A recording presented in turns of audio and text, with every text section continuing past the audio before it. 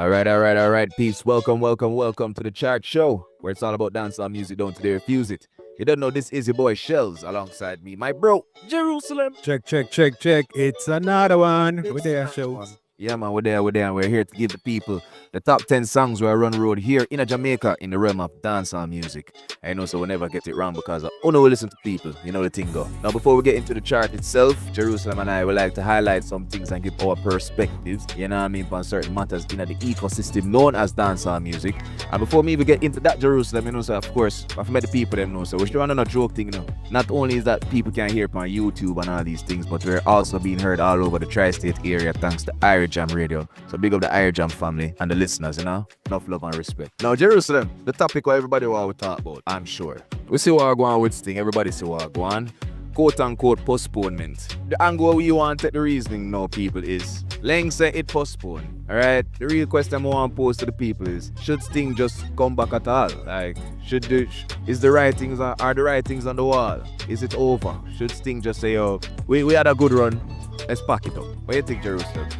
I think the writing's on the wall, as you said earlier, you know, because previous like 5-6 years, I think there's not really been a successful staging of the event. They have tried in the last couple of years, and I think the last one that went on was Valiant was in the parking lot. Yeah. DJing in the parking lot, him couldn't even get to perform, and that was in Ochi.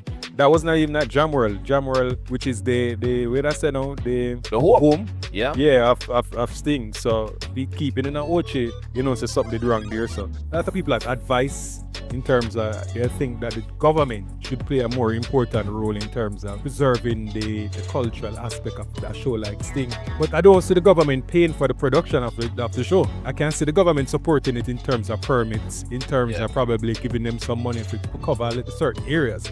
But the entire production of the show, I don't really think government going to do that. As what you said, the writings on the wall in terms of Leng has created this reputation of only paying half of your money. Because all the artists them come out and talk. This is no secret. And this has been going on for years upon years. They notice the artists always complain that, we get a deposit, but at the end of the day when the show happens, we don't get the rest of the money. Yeah. And over the years, all the headliners them normally complain about it. But unlike previous times, where Sting did have a status in terms of you could perform and Sting for the night and you're set for the year. True. Yeah, man, because it was such a big and powerful show that if you go and go that Sting, you're going to get a lot of booking. Yeah. And a career. Yeah, so Leng is basing it off that.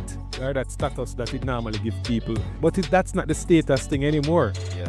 That whole status breakdown from when him did start kind of clown out the show by letting certain people clash.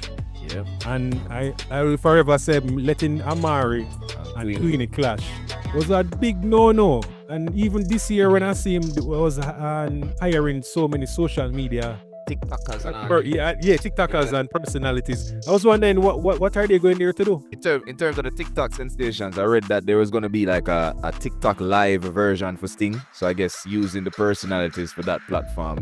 I guess it's just his way of making Sting being, integrated into different platforms. But at the same time, it just goes to show Jerusalem, as you said, Leng and the team struggling for maintain relevance, because I just think Sting, historically speaking, no need for worry about breaking into other avenues for relevance. Sting as itself is an entity. The other platforms want enough up themselves with Sting. That's what me know.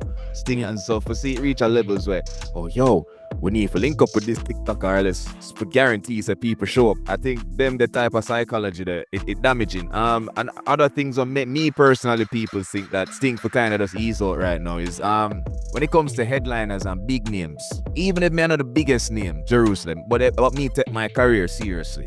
When me and sister me get booked for the same show, I have sensationalism or social media stars in at the same lineup. I go look on it and say, nah bro. Yeah, them people are up on my level, them people are treat my career as serious as me. So why do it? And then you take a look throughout the years as well. I heard rumors of them trying to get Alkaline. You get me? I say, of course, the big names, Alkaline, Masicka, even 450. All of these artists, when they reach a certain level, especially strengthening their fan bases, Jerusalem, what the first thing we see them do? Them keep them own show. Yeah, that's what I say, where them have more control, where they can pay people on time, them get them own money on time, and it does seem to work out better. So I think with dancehall going in this direction where the artists, then as soon as they reach a certain level, they must keep them own shows, or you have entities coming in and sponsoring and helping them keep them own shows. Platforms like Sting are going to struggle. If Leng could manage to pay a Masicka and an Alkaline and have a versus like that.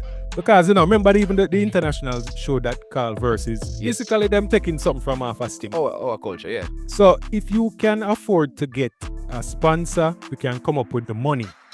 If you are offering a substantial amount of money, it's going hard for certain artists to turn this down. Even though them keeping them own shows and That's true. them even making a lot of money. If you are talk money like, all right, we're going to pay you 500,000 US and you clash. Yeah. You get what I'm saying? And who win get $1 million US? Facts. Because when you base it off the current show in terms of like a Vibes Cartel, because it sounds like a damn money they might get. Yeah. So you're going to have to make it comparative to get the big artist and the big name. That's the only way I see a show like Sting coming back, and you're going to have to get the biggest names and somebody from this new generation for it to kind of go on. And as I said, the perfect thing would actually be a Masicka versus Alkaline. And even if them can do like what them do in previous years, even if they, them for clash, if you can book them, to just be on the show. Sure, yeah, the one night. Man. Yeah, because people would just interpret that like, oh, they might clash or whatever. Yeah. But I think you need the finances. This year, he got saved by the bell, to be totally honest. Yep. Because at the end of the day, the headliners wasn't this strong this year. I hardly knew anybody that was booked for the show. It's not like previous years where you start to the promotion from evening August, late July, you start his teasers coming up with a picture of them. By November, full swing. You see who they on the show, who billed for the show and everything. This year, I can't tell who is the headliner. I'm not gonna lie, I couldn't tell who's the headliner because it was Tamili.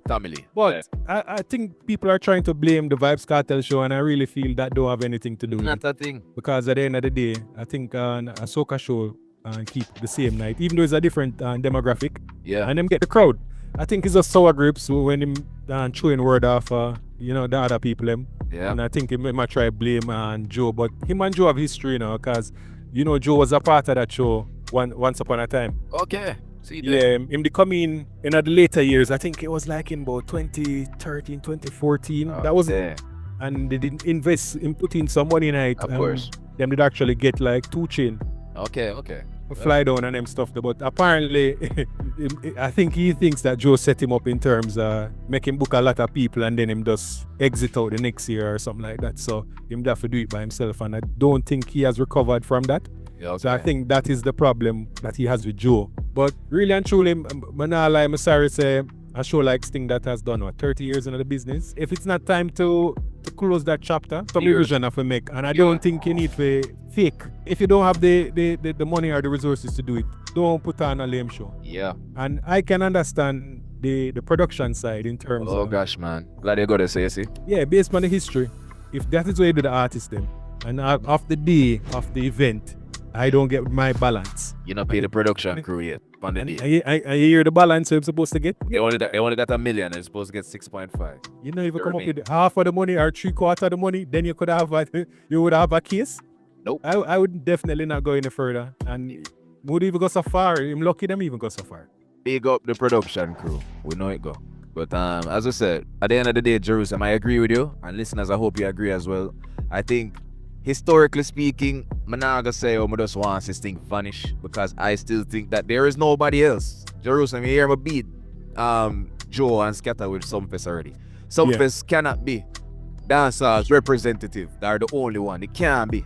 No disrespect. So we need Sting, or we need something like Sting. We need dancers, need that space there again. And Sting, are you with trust? Leng, you with the people them trust. Not financially, but in terms of just the entity that Sting, we need it. So I got soften my tone, Jerusalem, and say, yes, the writing's on the wall, but we don't want to just cut. Do some revision, fix things. We don't need the social media personality them for enough of the thing. Get actual artists, get some sponsorship, and get some big names, man. And I'm going to see it go.